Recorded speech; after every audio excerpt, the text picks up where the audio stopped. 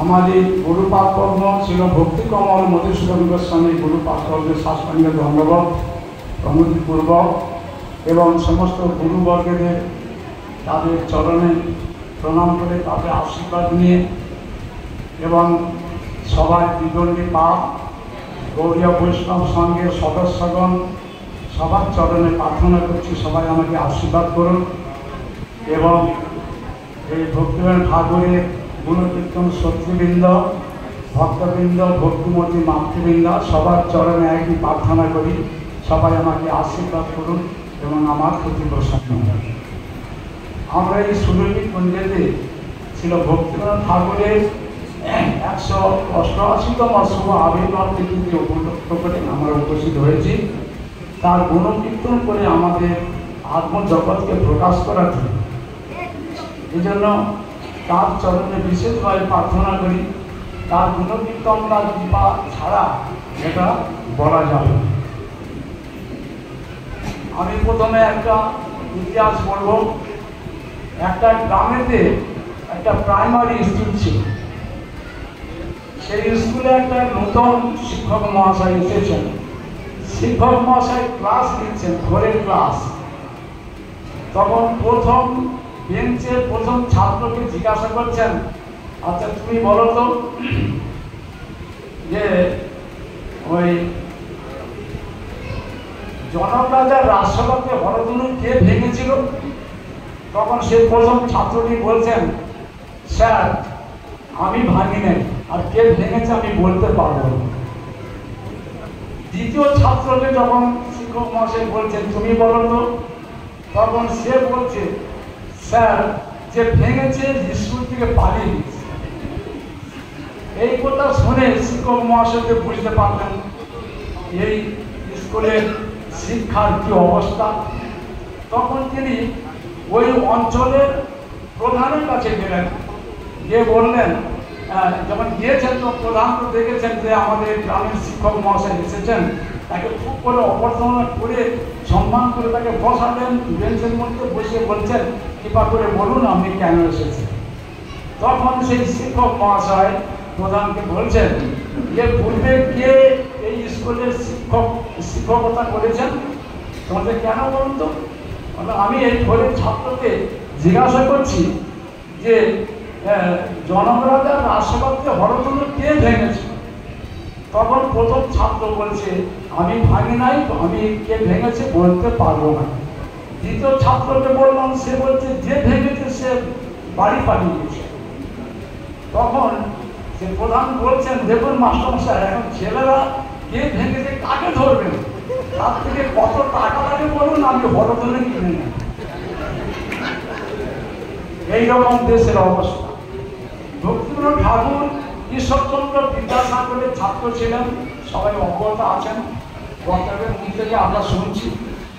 ঈশ্বরচন্দ্র বিদ্যাসাগর ক্লাসেতে আলোচনা করছেন ভগবান নিরাকার। নিরাকার বলতে ভগবানের কোনো রূপ নাই। নিরাকার বলা মানে ভগবানের রূপ নাই, গুণ নাই, ভগবানের কোনো শরীর নাই, ভগবানের সেবাও নাই। এইটাই জগতে মায়াবাদ প্রচার ছিল। তখন ভক্তিনাথ ঠাকুর বললেন, ভক্তিনাথ ঠাকুর যখন এরকম আলোচনা করলেন, ক্লাস ছুটির পরে ভক্তিনাথ ঠাকুর শিক্ষক মহাশয়ের কাছে গেলেন, বললেন স্যার আপনি যে ক্লাসে যে আলোচনা করলেন ভগবান নিরাকার, এই বিষয়ে কি আপনার কিছু অনুভব আছে নাকি কার শোনা কথা বা কোনো গ্রন্থে লেখা আছে সেইটা আপনি বললেন। ভক্তিনাথ ঠাকুরের সত্যি কথা ঈশ্বরচন্দ্র বিদ্যাসাগর বললেন যে না, এই বিষয়ে আমার কোনো অনুভব নেই। তখন ভক্তিনাথ ঠাকুর বললেন, যে বিষয়ে নিজের অনুভব নাই সেটা মন্তব্য করা ঠিক না। ভগবানের যদি কোনো শরীর না থাকে তাহলে এই জগতে এত কিছু আকার কি করে দেখা যাচ্ছে? ভগবানের যদি আকার, ভগবান যদি নিরাকার হয় তাহলে এই জগতে আকারগুলো কোথা থেকে দেখা যাচ্ছে?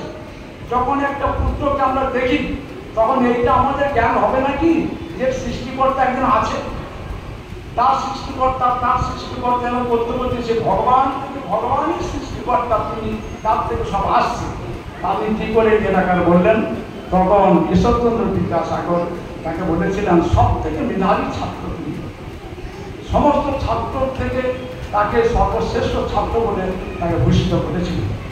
ভক্তিমোহন ঠাকুর বলতেন যে মায়াবাদ ভক্তির অন্তরা। মায়াবাদ ভক্তি সিদ্ধান্ত সরস্বতী বহুবার বলেছেন, যতদিন জগতে মায়াবাদ থাকবে, কেউ মনে ধর্ম থাকবে, ততদিন ভক্তির কথা জগতে প্রচার হবে না। সেই জন্য ভক্তিবিনোদ ঠাকুর এই সরস্বতী ঠাকুরকে আনিয়েছিলেন। ভক্তিবিনোদ ঠাকুর সেই যে মায়াবাদ খণ্ডন করে এই জগতের যে অনিত্য সম্বন্ধ, এখানকার পিতা মাতা ভাই বন্ধু যা কিছু, উনি আমার পিতা, উনি আমার মাতা, উনি আমার ভাই, এসব সম্বন্ধ এগুলো সব অনিত্য সম্বন্ধ। কায়া প্রয়াণে কা সম্বন্ধ সব কা পরিবেদনা, কর্ষ পিতা কর্ষ মাতা কর্ষ সহাধরা। কায়া প্রয়াণে, কায়া মানে শরীর, প্রয়াণে কা সম্বন্ধ সব কা পরিবেদনা। অতএব এই জগতে কে কার? কেউ কারণ নয়। তাহলে সম্বন্ধ জ্ঞান না থাকলে তাহলে কেউ কারণ নয়। সেই জন্য ভক্তিমোহন ঠাকুর চিন্তা করলেন এই মায়াবাদ দেবমনের ধর্মকে খণ্ডন করে ভক্তি ধর্ম যেখানে সম্বন্ধ জ্ঞানের সহিত যে সেবা, শুদ্ধ সেবা, সেই নিত্য জগতের থেকে তিনি এখানে এনেছেন। বিভিন্ন জায়গাতে মঠ মন্দির করে নিজেই তিনি শিক্ষা দিচ্ছেন ভগবানকে কিভাবে পূজা করতে হবে, কিভাবে তার অর্চন করতে হবে, কিভাবে তার আনন্দ করতে হবে, সমস্ত গ্রন্থের মধ্যে লিখে দিয়েছেন। ভক্তিমোহন ঠাকুরের যা কিছু অবদান আছে সব একমাত্র এক নম্বর ভক্তিমোহন ঠাকুরের অবদান। সব তার অবদানের কথা বলে শেষ করা যাবে না। আর তারপর তিনি কি বললেন, এই যে তার উপদেশাদিতে লিখেছেন, জীব জীবের ভক্তা নয়। এইসব আলোচনা হচ্ছে বিশেষ, এগুলো আলোচনার বিষয়। আমরা অনেক কিছু জেনে যদি এইটা যদি না জানতে পারি যে যেহেতু আমার আত্মপ্রীতি আছে, যদি না জানতে পারি তাহলে কিন্তু আমরা এই ভগবানের সেবা লাভ করতে পারবো না। সম্বন্ধ জ্ঞান থেকে ভগবানের সেবাটা হবে। সেই সম্বন্ধ জ্ঞান করার জন্য বিভিন্ন জায়গায় মঠ মন্দির প্রচার কেন্দ্র স্থাপন করে সেগুলো কিভাবে চলবে সব কিছু ভক্তিমোহন ঠাকুর সব ব্যবস্থা করছেন। সব একমাত্র ভক্তাকে ভগবান পরমেশ্বর শ্রীকৃষ্ণই ভক্তা, আর সমস্ত জীবটা ভোক্তা। যে সম্বন্ধ না থাকার জন্য এই জগতে এত দুর্দশা। পৃথিবীর সম্বন্ধ ভগবানকে বাদ দিয়ে কোনো সম্বন্ধ হয়? এই জগতের সম্বন্ধটা অনিত্য সম্বন্ধ, এই জন্য কেউ কারোর সঙ্গে মিল নাই। প্রীতি ভালোবাসা আসে সম্বন্ধ থেকে আসে, ভক্তি থেকে প্রীতি ভালোবাসা আসে। এইসব প্রীতিগুলো সব অনিত্য, লোক দেখানো প্রীতি ভালোবাসা, এখানকার কোনো আনন্দ কোনো সুখ কিছু নাই। এই জন্য নিত্য যে চিন্ময় সুখের জায়গা বৃন্দাবনটা, সেটা হচ্ছে চির স্বর্গ বলে। আমাদের এই জগতে যে স্বর্গ দেবতারা বাস করে 33 করতে পারে, এটা হচ্ছে জড় স্বর্গ। এখানকার যে সুখটা সেটা নিত্য নয়, সেখান থেকে আবার পতিত হতে হয়। কিন্তু আরেকটি নিত্য জগৎ আছে যেখানে হচ্ছে চির স্বর্গ বলে। স্বর্গ মানে সুখ, যেটা নিত্য সুখ। সেই ভগবান জগতে আমাদের চলে যেতে হবে। সেই জন্য ভক্তিমোহন ঠাকুর সম্বন্ধ জ্ঞান করাবার জন্য এই জগতে তিনি এসেছিলেন।